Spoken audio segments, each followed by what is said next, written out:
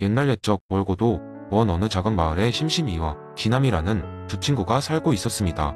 이 마을은 농사를 짓고 가축을 돌보는 평화로운 장소였지만 수십 년 동안 지속된 가뭄으로 인해 주민들은 하루하루를 힘겹게 살아가고 있었습니다. 심심이와 기남은 항상 함께 놀면서 마을의 여기저기를 돌아다니곤 했습니다. 둘 다 천진난만하고 활발해 주변에서 귀여움을 받았지요. 그러던 어느 날 마을 회관 앞에서 동네 어르신들이 중요한 이야기를 나누고 있었습니다. 호기심이 많던 심심이와 기남은 몰래 그 대화를 엿들었습니다. 어르신들은 마을의 문제를 해결할 수 있는 유일한 방법은 숨은 우물을 찾는 것이라고 했습니다. 전설에 따르면 그 우물에서 나오는 물은 마르지 않고 마을 전역에 생명력을 불어넣을 수 있다고 했지요. 심심이와 기남은 그 말을 듣고 마음이 두근거리기 시작했습니다. 바로 그 순간 두 친구는 자신들이 그 우물을 찾기로 결심했습니다. 다음 날 아침, 심심이와 기남은 나침반과 빵 몇 조각을 배낭에 넣고 여행을 떠났습니다. 그들은 깊은 숲을 지나고 거친 언덕을 넘으며 모험을 이어나갔죠. 가던 도중 작은 새가 덤불에 걸려 날개짓하는 것을 보았습니다. 심심이는 측은지심을 느끼며 새를 구해주었고 새는 감사의 마음으로 그들에게 방향을 알려주었습니다.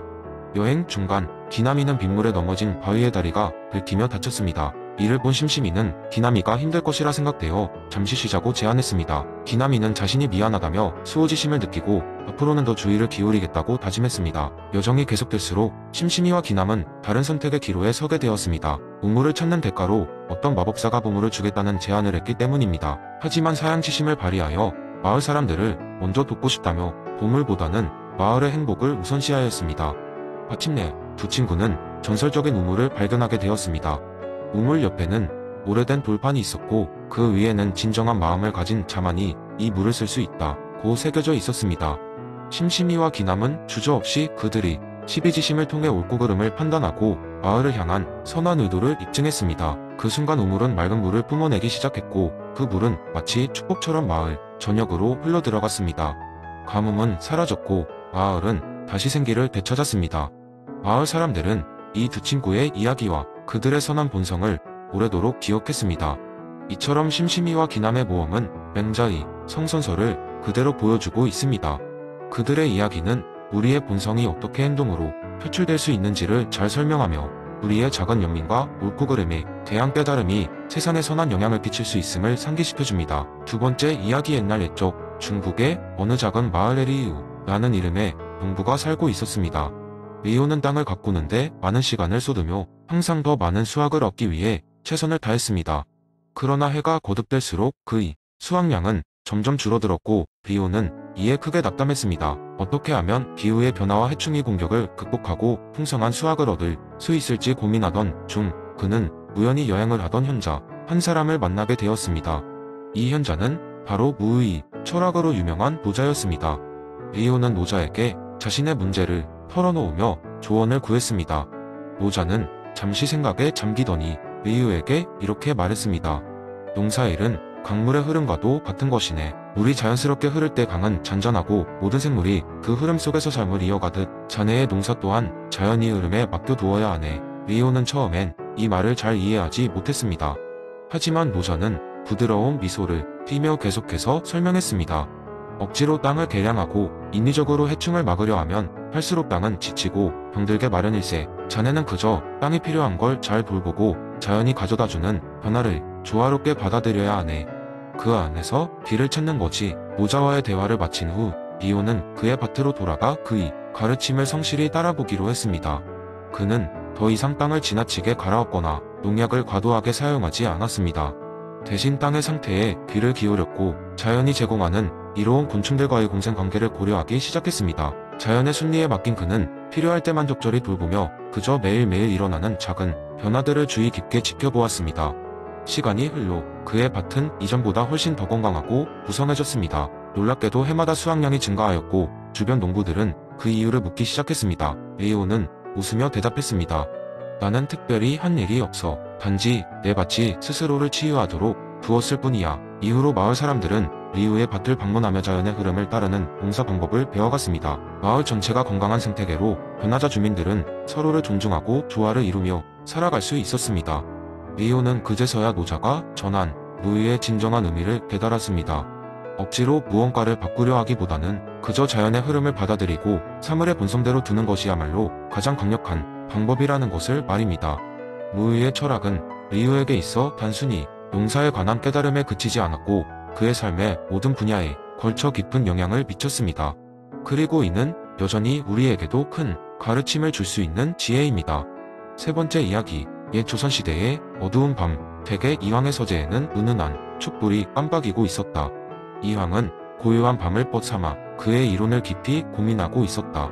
그의 머릿속에는 이와 기의 조화로운 관계가 회전하고 있었다. 그러나 이황은 두 개념의 복잡한 관계를 좀 더 쉽게 사람들에게 알릴 수 있는 방법을 찾고 있었다. 그때 작은 방문을 두드리는 소리가 들렸다. 바로 그의 제자 김군이었다. 선생님, 밤이 늦었습니다. 쉬셔야 할 시간입니다.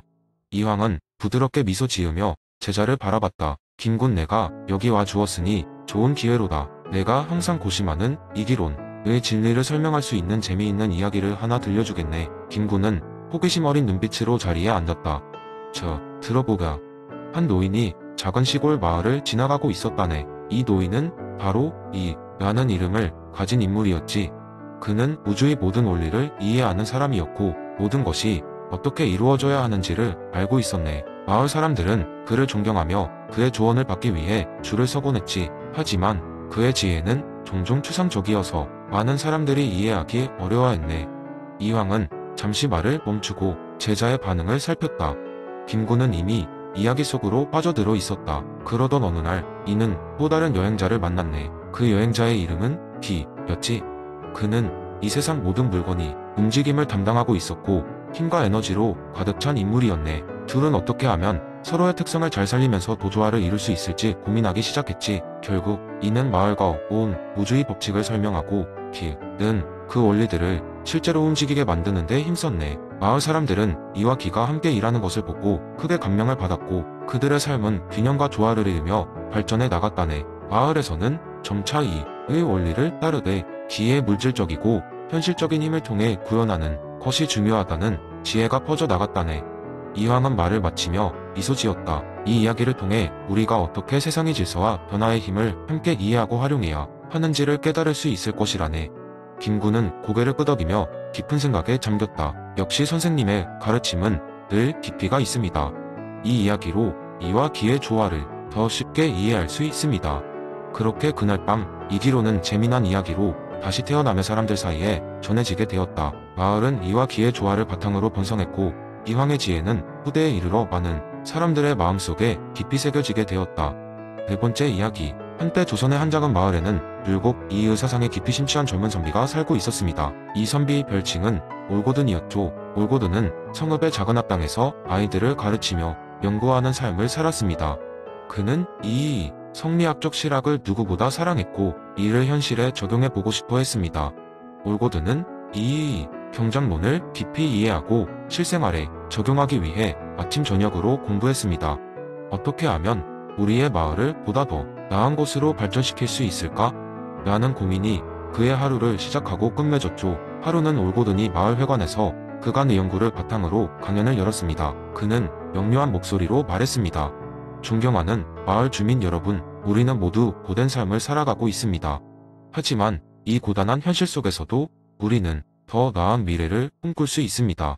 율곡 이이 선생님께서 가르쳐 주신 바와 같이 우리는 도덕성을 바탕으로 한 실제적인 변화를 추구해야 합니다. 그는 마을 주민들에게 정부의 개혁이 없어도 스스로 개혁할 수 있는 방안을 제시했습니다. 처음으로는 마을 내의 관계시설을 개선하는 것이었습니다. 오래된 물길을 손보고 새로운 물 저장 시설을 건설하여 물 부족 문제를 해결하자는 것이었죠. 물이 없으면 농사도 없습니다. 농사가 없으면 우리 모두 굶주릴 것입니다. 올고든이 단호한 어조로 말했습니다. 또한 그는 주민들에게 아이들의 교육이 필요하다며 학당을 확장하고 더 많은 아이들이 교육을 받을 수 있게 하자고 제안했습니다. 우리의 미래는 결국 아이들입니다. 아이들을 제대로 교육하는 것이야말로 진정한 변화의 시작입니다. 올고든의 열정은 마을 사람들에게 조금씩 영향을 미치기 시작했습니다. 그의 말에 감명받은 몇몇 주민들이 자발적으로 농기구와 자재를 기부했으며 다른 사람들은 자원을 모아 학당을 증축하는 데 일조했습니다. 천천히 그러나 확실하게 마을은 변화의 물결을 타기 시작했습니다. 이러한 노력은 단순히 개개인의 삶을 개선하는 것에 그치지 않았습니다.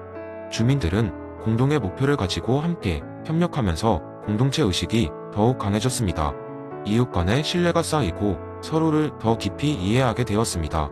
올고드는 그 모습을 보며 작은 미소를 지었고 마음속 깊이 이 일을 향해 감사의 인사를 전했습니다. 율곡 선생님, 당신의 가르침에 따라 우리 마을이 이렇게 변화하고 있습니다.